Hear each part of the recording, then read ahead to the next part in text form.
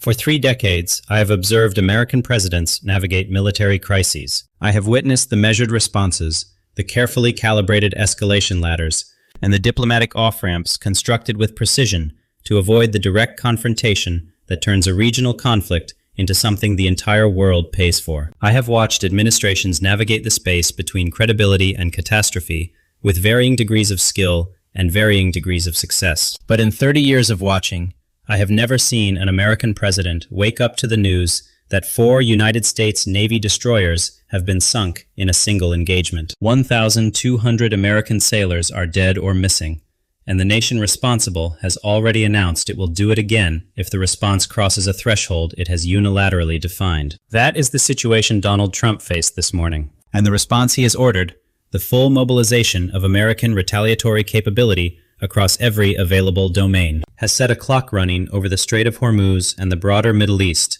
that is now measured not in days, but in hours. Here is what happened. At 11:47 p.m. local time, Iranian Aerospace Force and IRGC naval units launched a coordinated strike package of 300 missiles, a combination of Khal FARS anti-ship ballistic missiles, NUR anti-ship cruise missiles, and FATA-2 hypersonic glide vehicles, against the American destroyer squadron operating in the waters between Joss Island and the entrance to the Strait of Hormuz. The USS Gravely, the USS Nitze, the USS Mason, and the USS Farah Sherman were operating in a patrol configuration that had become routine over the preceding weeks. A presence mission designed to signal American commitment to freedom of navigation through the world's most strategically critical maritime choke point. That routine became a catastrophe in under 20 minutes. The strike package was designed with a sophistication that the American naval tactical community will be studying and debating for years. The Khal FARS ballistic missiles, traveling at hypersonic velocities in their terminal phase, arrived first, saturating the standard missile defensive systems of all 4 destroyers simultaneously. The NUR cruise missiles, flying at low altitude on terrain masking approach profiles, arrived in the gaps created by the ballistic missile saturation, targeting the surviving defensive systems that had expended interceptors against the first wave. The FATA-2 hypersonic glide vehicles, maneuvering in their terminal phase in ways that defeated every remaining intercept attempt, completed the engagement sequence. All 4 destroyers were struck by multiple weapons. All 4 were assessed as total losses within 40 minutes of the first impact. The waters off Joss Island became, in those 40 minutes, the site of the worst single engagement loss of American naval assets since the Second World War. This historical parallel is particularly chilling because it occurred not in a large-scale fleet engagement, but against a smaller squadron, highlighting the asymmetric capabilities now wielded by regional powers. It forces a re-evaluation of naval power projection in contested zones. Trump's response was immediate, personal, and operationally unambiguous. Within 2 hours of receiving the damage assessment, he authorized the full mobilization of American retaliatory capability and issued a public statement that left no room for diplomatic interpretation. The Middle East is now hours away from the most consequential military confrontation since the Gulf War, and the question that every government on Earth is urgently asking, whether the American response can achieve its objectives without triggering consequences that spiral beyond anyone's ability to control, has no comfortable answer. In the next 35 minutes, we are going to work through the questions that define this moment. How did 300 Iranian missiles defeat the most sophisticated naval air defense systems in the world and send 4 American destroyers to the bottom of the Gulf of Oman? And what does the specific technical execution of that engagement reveal about Iranian anti-ship warfare capability that the Pentagon had catastrophically underestimated? What does Trump's full retaliation order actually mean in operational terms? What assets are being mobilized? What targets are being designated? And what are the escalation thresholds that separate a contained military exchange from a regional war that the global economy cannot survive? Why is the Strait of Hormuz and Iran's demonstrated willingness to turn it into a kill zone the variable that makes every American escalation option more dangerous than any administration war game has honestly acknowledged? And when the retaliatory strikes begin and Iran responds as it has already promised to respond, where does this end? And who, if anyone, is positioned to stop it before it reaches the point of no return? Now, let us work through this completely. Part 1. 300 missiles, 4 destroyers, 20 minutes. The anatomy of a naval catastrophe.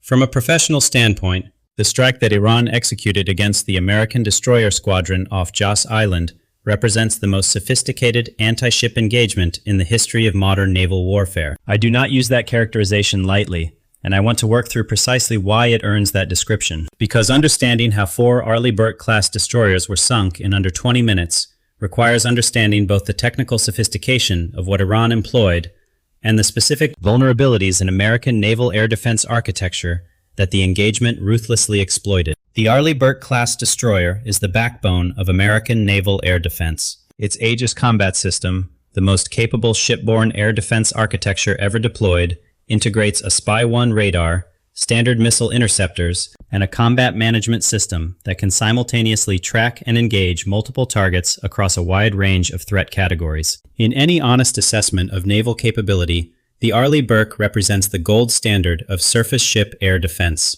4 of them, operating in a coordinated formation with overlapping radar coverage and shared targeting data through Link 16 communications, constitute an air defense umbrella that no single category threat can reliably defeat. Iran's operational planners understood this. They designed a strike package that was specifically engineered not to defeat Aegis in a fair fight, because no fair fight against Aegis produces the outcome Iran required, but to defeat it by simultaneously presenting threat categories across the full spectrum of engagement difficulty in a volume and sequencing that exhausted its interceptor capacity before the most dangerous weapons arrived. The opening salvo of 120 Khal FARS anti-ship ballistic missiles was the forcing move. The Khal FARS is a maneuvering re-entry vehicle specifically designed for anti-ship employment.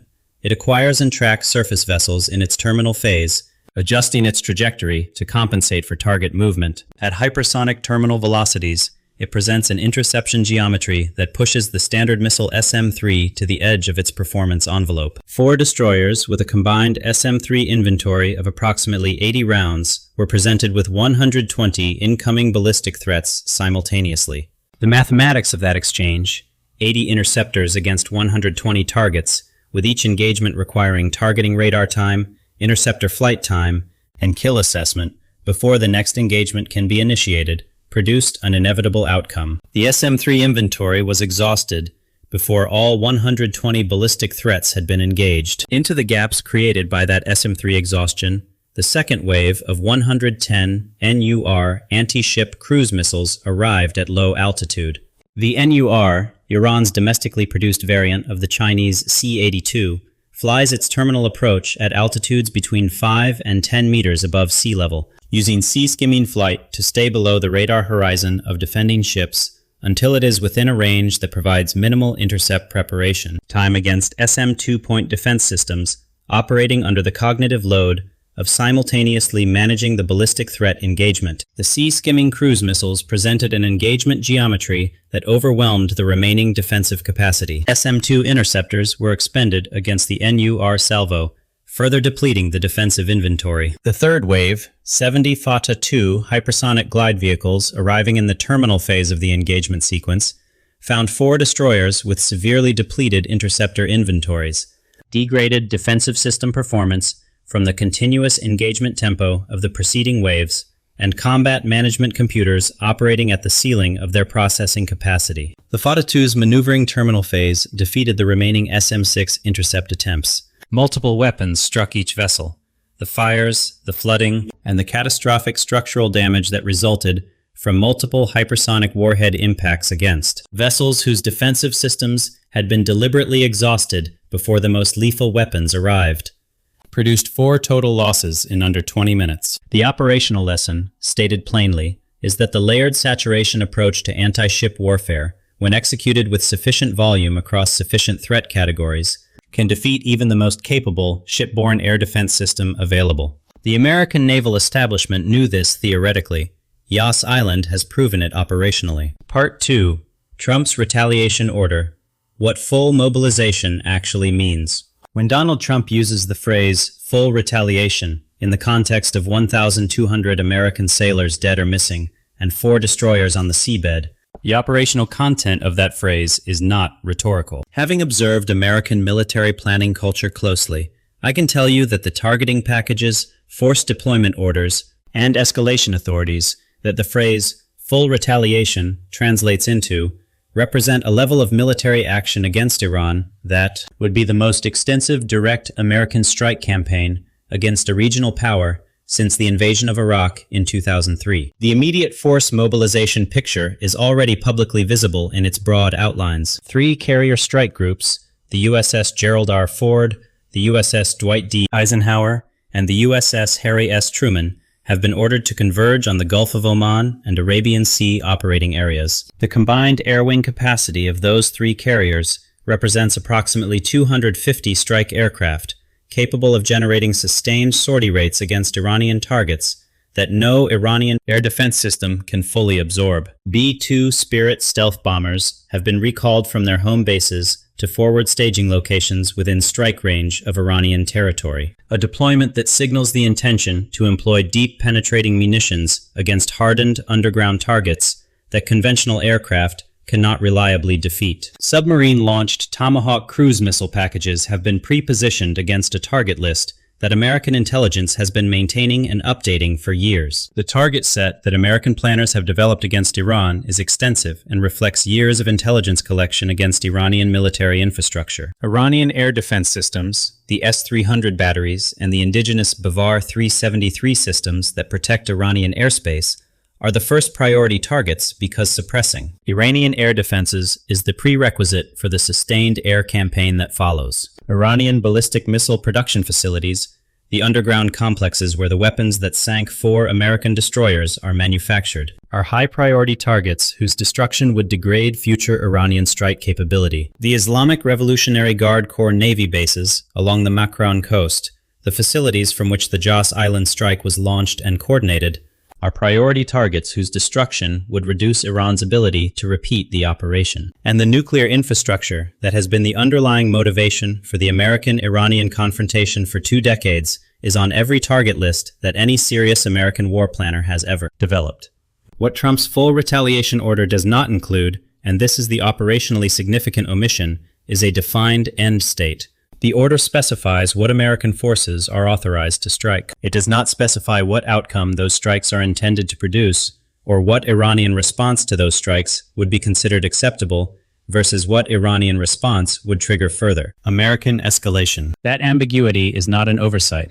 It reflects the genuine strategic difficulty of defining achievable objectives in a military confrontation with Iran that any honest assessment must acknowledge. Destroying Iranian military infrastructure does not eliminate Iranian military capability, because Iranian military capability is distributed, hardened, and in significant proportion located in underground facilities specifically designed to survive the kind of air campaign that American forces are preparing to execute. Destroying Iranian nuclear infrastructure may set the program back by years, but does not eliminate the knowledge, the personnel, or the institutional commitment that drives it. And any American strike campaign that kills Iranian military personnel and destroys Iranian infrastructure will produce an Iranian response, the nature, scale, and targeting of which will be determined by Tehran's own escalation calculus, which no American war game has reliably predicted. Part 3. The Hormuz Variable. Why every American option carries catastrophic risk. I want to be direct about something that the political discussion surrounding Trump's retaliation order has consistently avoided stating plainly. Every American military option available in this situation carries a risk of triggering consequences that dwarf the original provocation in their global economic impact. The variable that makes this true, the variable that transforms a serious bilateral military confrontation into a potential civilizational economic event, is the Strait of Hormuz. 21 million barrels of oil pass through the Strait of Hormuz every day. Approximately 1/3 of the world's liquefied natural gas transits the same choke point. The economies of Japan, South Korea, China, India, and every major European nation are linked to the continued flow of energy through those 21 miles of water between the Iranian coast and the Omani Peninsula. When that flow is interrupted, not reduced, not threatened, but physically interrupted by the kind of sustained mining, missile, and naval interdiction campaign that Iran has both the capability and the demonstrated will to execute, the global economic consequences begin within 72 hours and accelerate to levels that no government economic model has seriously prepared for. Iran's ability to close the Strait of Hormuz in response to American military action is not theoretical. It is operational. The Iranian naval and aerospace assets positioned along the Makran coast and on the islands within the strait, Abu Musa, the Tums, and the network of hardened coastal facilities that have been built specifically for strait interdiction operations, constitute a layered anti-access capability that American naval forces cannot rapidly suppress without a sustained campaign that itself carries escalation risks. Minefields can be laid faster than they can be swept. Coastal missile batteries can be destroyed, but replacement systems can be brought forward from inland positions. Fast attack craft can be sunk, but their replacements can be launched from hardened coastal shelters. The Strait of Hormuz is Iran's strategic leverage over the global economy, and any American military action that threatens the Iranian regime's survival will trigger its use. The oil price mathematics of a Hormuz closure are straightforward and terrifying. At current global demand levels, a one-week interruption of Hormuz transit would produce oil price increases that analyst models suggest could reach $200 to $300 per barrel, from a current baseline in the $80 to $90 range. Such a dramatic price surge, far exceeding historical spikes during previous Middle East crises, underscores the unprecedented fragility of global energy markets. It suggests the economic fallout could be more immediate and widespread than any military planners have genuinely accounted for in their escalation scenarios. A sustained closure of 2 weeks or more would produce supply shortages in Asian importing economies that cannot be compensated for through strategic reserve releases on the required scale. The inflationary, recessionary, and social stability consequences of that price shock would be felt in every economy on Earth, with the most severe impacts in the developing nations that have the least capacity to absorb energy cost increases. Trump's political calculation in ordering full retaliation is understandable. From a domestic American perspective, 1,200 dead sailors and 4 sunken destroyers demand a response that is visibly proportionate to the provocation. But the strategic calculation that underlies that political logic must account for the Hormuz variable in ways that the public retaliation order does not acknowledge. The American response that satisfies the domestic political requirement may trigger the Iranian response that produces the global economic catastrophe. Managing that tension between what the domestic political situation demands and what the strategic situation can absorb is the most consequential challenge any American president has faced since the Cuban Missile Crisis. And unlike Kennedy in 1962, Trump is managing it in a media environment that provides no space for the quiet, back-channel diplomacy that ultimately resolved that confrontation. Part 4. David against Goliath. Why Iran does not blink. What I find most operationally significant about Iran's behavior in the hours since the Jas Island strike, and this is a dimension that the Western media coverage has almost entirely missed, is the absence of any signal suggesting that the prospect of American retaliation is producing the kind of strategic recalculation that American deterrence theory predicts it should produce. There has been no back-channel communication indicating willingness to negotiate. There has been no reduction in operational tempo, suggesting that Iranian forces are standing down in anticipation of a diplomatic resolution. There has been instead a public statement from IRGC leadership that explicitly acknowledges the American retaliation as expected, characterizes it as acceptable within Iran's strategic framework, and promises a response to that retaliation that Iran's spokespeople described as disproportionate by design. The explicit, preemptive threat of further action, even after such a devastating strike, is a stark departure from traditional deterrence models, where an initial attack is usually followed by a period of assessment and de-escalation attempts. It signals a profound shift in the adversary's strategic calculus. This behavioral pattern, the absence of deterrence effect in the face of explicit American military threat, is not irrational. It reflects a strategic calculation that is internally coherent once you understand the framework within which Iranian decision-makers are operating. Iran did not sink 4 American destroyers because its leadership miscalculated the American response. It sank them because its leadership concluded that the American response, including the full retaliation that Trump has now ordered, is a cost that Iran can absorb, while the strategic benefits of demonstrating that American naval power can be defeated in a direct engagement outweigh that cost by a margin that the current moment made worth paying. That calculation rests on 3 foundational assessments that Iranian strategic planners have been developing and refining for years. The first is that American military action against Iran, regardless of its scale and destructiveness,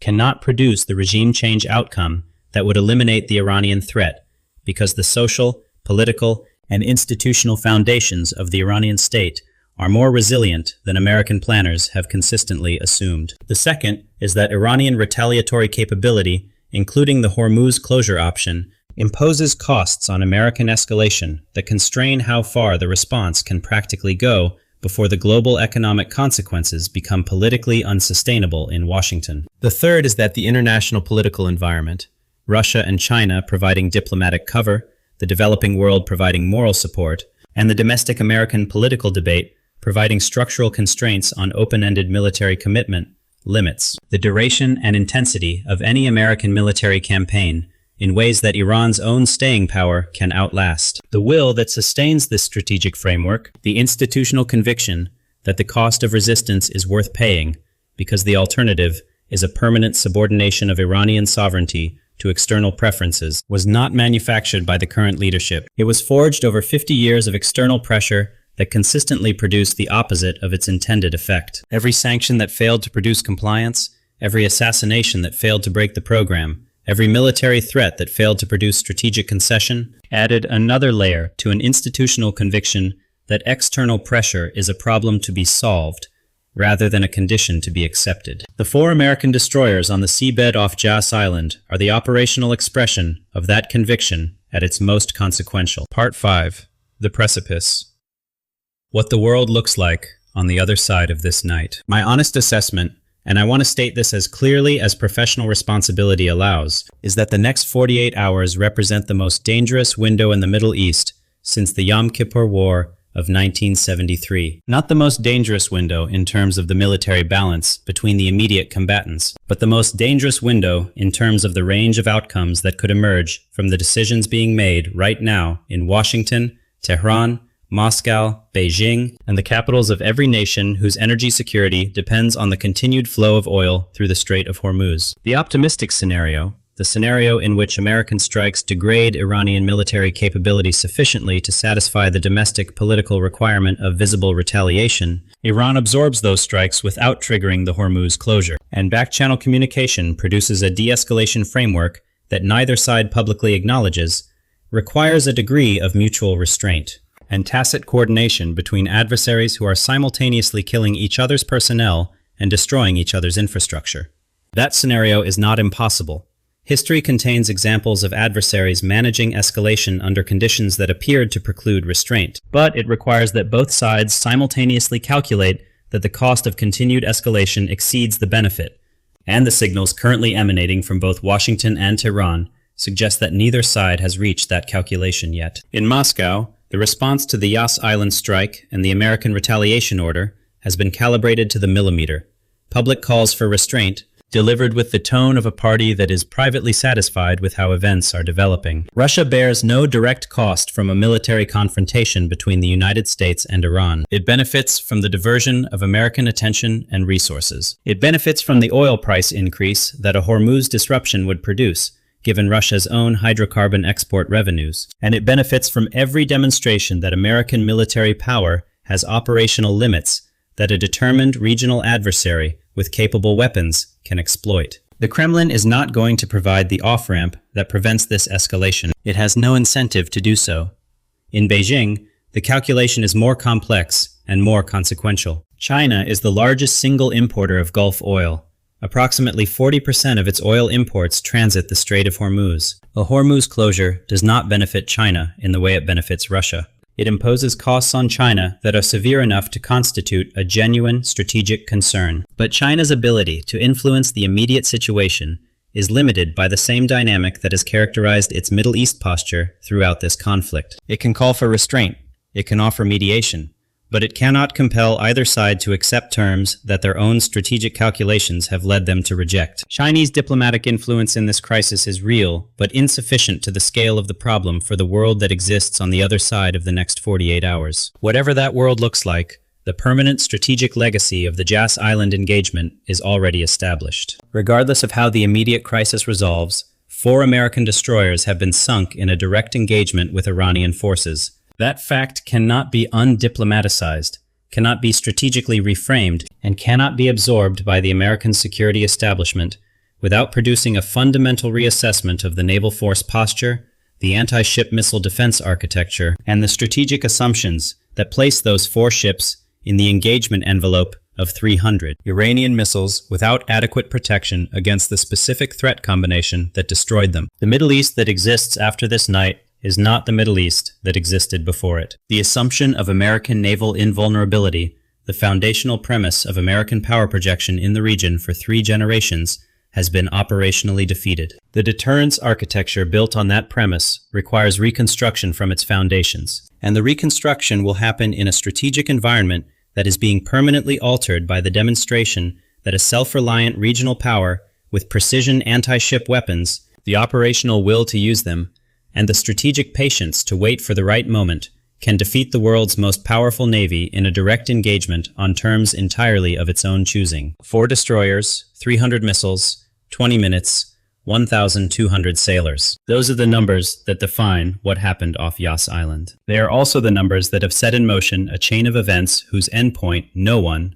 not in Washington, not in Tehran, not in Moscow or Beijing, can predict with confidence. Trump has ordered full retaliation. Iran has promised a disproportionate response to that retaliation. The Strait of Hormuz, the energy lifeline of the global economy, sits at the center of a military confrontation that neither side has yet shown any inclination to step back from. I have spent 30 years analyzing how military confrontations escalate and how they de-escalate. And the honest conclusion I draw from everything I can observe about this situation is that the de-escalation pathway is narrow, requires simultaneous good faith from adversaries who are currently killing each other, and depends on external actors, China most critically, whose interests are not fully aligned with the outcome that de-escalation would produce. The escalation pathway is wide, requires only that one side makes the decision that the other side's last action crossed a threshold that demands a response that the responding side's own threshold calculations cannot absorb without further escalation. The Middle East has hours left before the American retaliation begins. What those hours produce, whether a back-channel communication creates the space for a managed de-escalation, or whether the domestic political imperatives on both sides drive the confrontation past the point where management is possible, will determine whether the world economy survives this crisis intact or pays a price for it measured in years of disruption. What is your assessment? Can Trump's retaliation achieve its objectives without triggering the Hormuz closure that turns a regional military crisis into a global economic catastrophe? Or has this confrontation already crossed the threshold where escalation is the only trajectory available to both sides?